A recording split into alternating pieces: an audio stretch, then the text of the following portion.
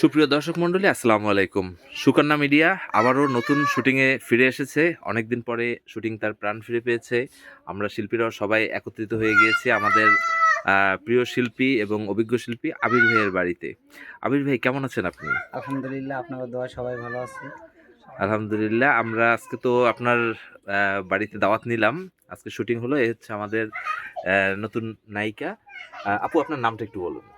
আমার নাম সুমি আক্তার। সুমি আক্তার আপু, তিনি আমাদের সাথে এখন থেকে নিয়মিত কাজ করবেন। আর আমাদের প্রতিভাবান কণ্ঠশিল্পী ভাই তো আছেনই। আপনারা আমরা আমাদের সাথে থাকেন সবসময়। হ্যাঁ, আমাদের প্রিয় আপুর রিকোয়েস্ট, আপনারা আমাদের সবসময় সাথেই থাকবেন, আমাদের চ্যানেলকে সাবস্ক্রাইব করবেন। আমাদের প্রিয় আলমগীর ভাই আছে। আলমগীর ভাই, আজকের শুটিং এর অনুভূতি বলুন। মাশাআল্লাহ, খুব ভালো, অনেকদিন পর আসলাম, ভালোই লাগে আর কি। আচ্ছা, সিফাতকেও দেখতে পাচ্ছি। সিফাত, কেমন চলছে তোমার কাজ? তুমি তো নতুন একটা মিডিয়াতেও আবার মানে এখন প্রক্সি করছো, সেখানকার অনুভূতি কেমন? সব মিলিয়ে আলহামদুলিল্লাহ ভালোই। ঠিক আছে। আর আজ আমাদের আবির ভাইয়ের বাসায় আমরা একটা দাওয়াত নিয়েছি।